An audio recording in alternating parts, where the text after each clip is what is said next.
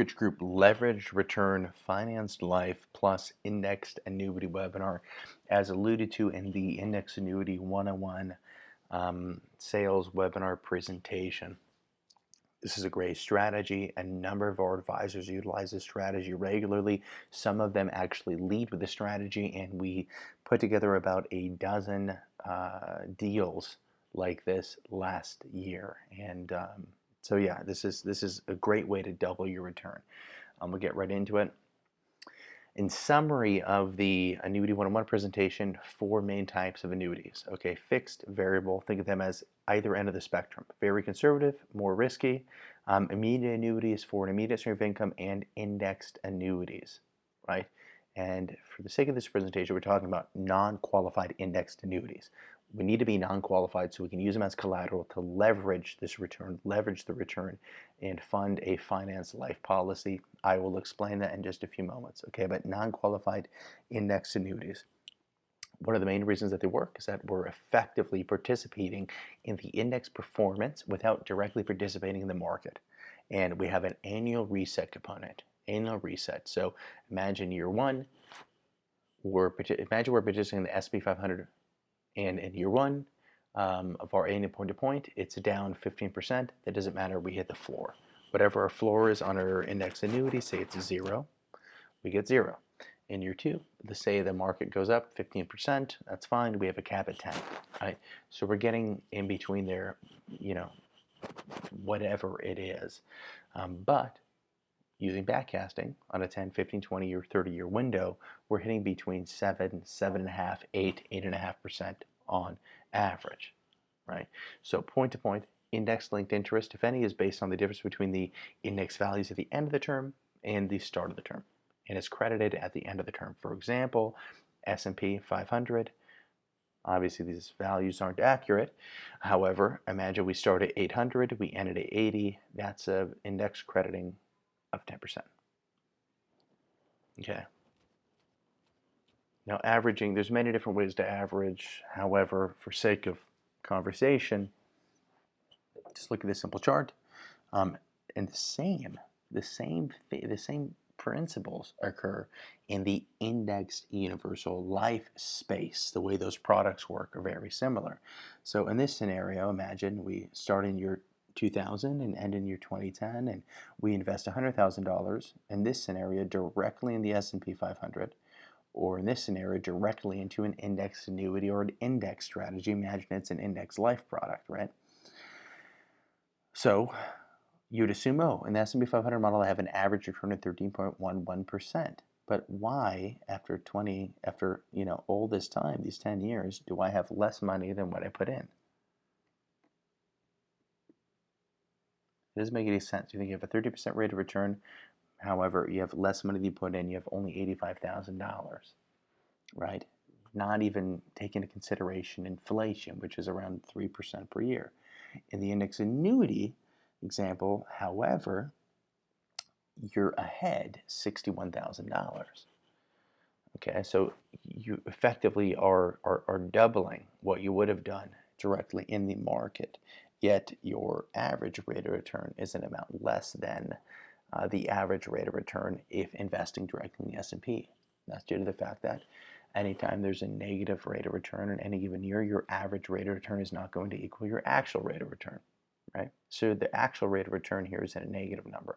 The actual rate of return is the average rate of return of 5% because we have a floor which mitigates downside exposure in the index strategies, all right? Buy high, sell low.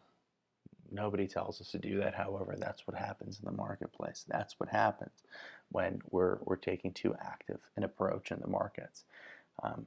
The index annuity route, index life route, you do avoid this. You set it in there and you are disciplined and work with your advisor to make sure that you take more of a long-term plan. There should never be a risky investment. It's not a risky proposition, right?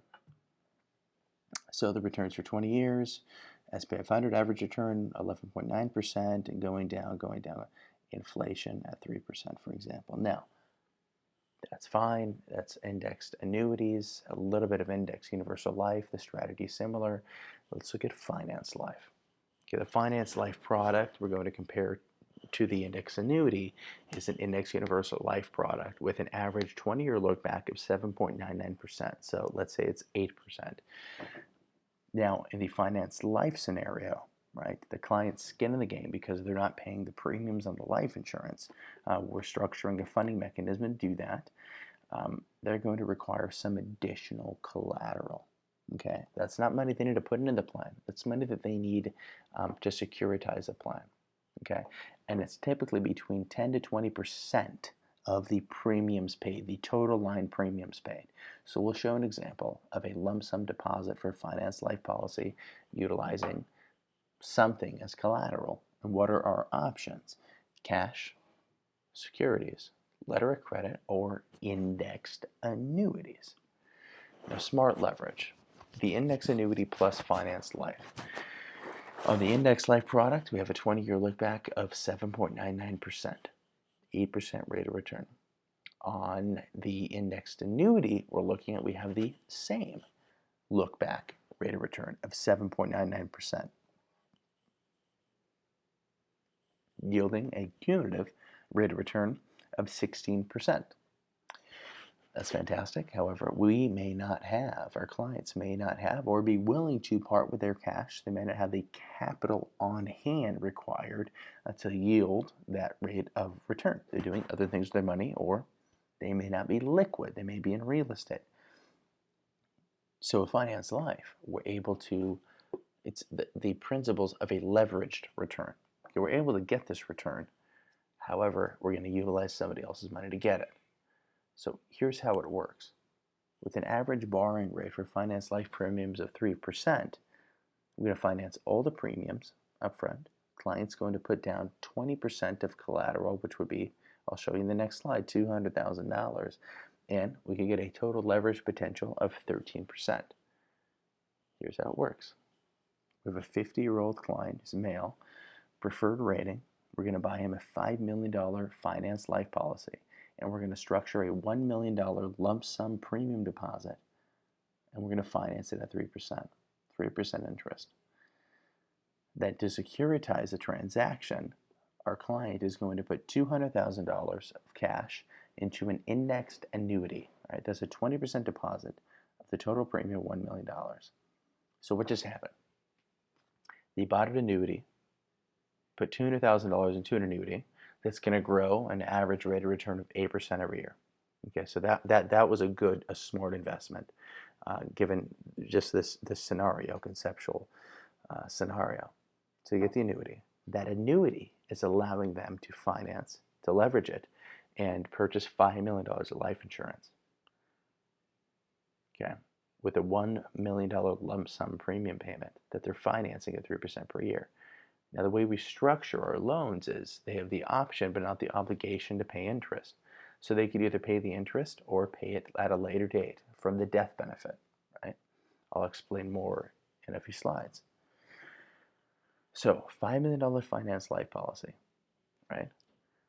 Take the 8% 20-year look back on the $1 million of premiums that were paid into it. Over 20 years, that will return $4.66 million. Okay, at the end of 20 years, that's what we can have in the policy based off these numbers. On the annuity, for example, which is just the deposit, right? This return is not it's a leveraged return. So they're not putting $1 million into this thing. They're only putting 20% down.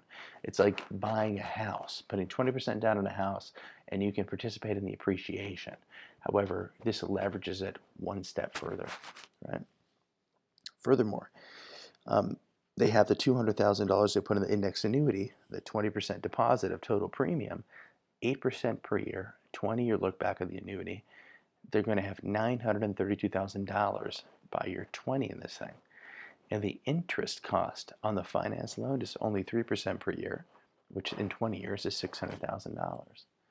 And they didn't even need to pay the $600,000. Furthermore, depending on their balance sheet, we could even structure it so that if they paid any of this, they can deduct it. Right? So there's a lot of benefits in doing this plan above and beyond what we can show here on paper. But the fact of the matter is the index annuity plus finance life route, leveraging the annuity to buy the finance life insurance, is a fantastic opportunity for a client to gain a very conservative leveraged return. Mind you, this is life insurance and annuities. We're not talking about hedge funds and alternative investments. In summary,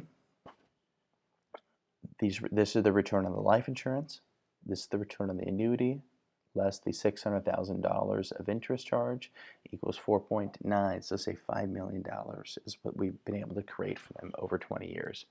Plus, they have another $5 million in death benefit coverage. Those are the benefits. The cost to the client. I mentioned this. We're gonna discuss this interest deferral. So that's $600,000 in interest costs. The client can either pay it. He could pay it upfront. He could pay it annually, moving on, quarterly, monthly, or he could decide not to pay it. He could decide to defer it into the loan. And what happens then is it will take up a portion of that death benefit. All right. Depending on the age of the client, it may make sense for them to pay it. It may make sense for them not to pay it. That's a very case-specific example. But what's important to note is the leveraged return, the annuity to securitize the finance life, is a win-win for the right client that can qualify for it.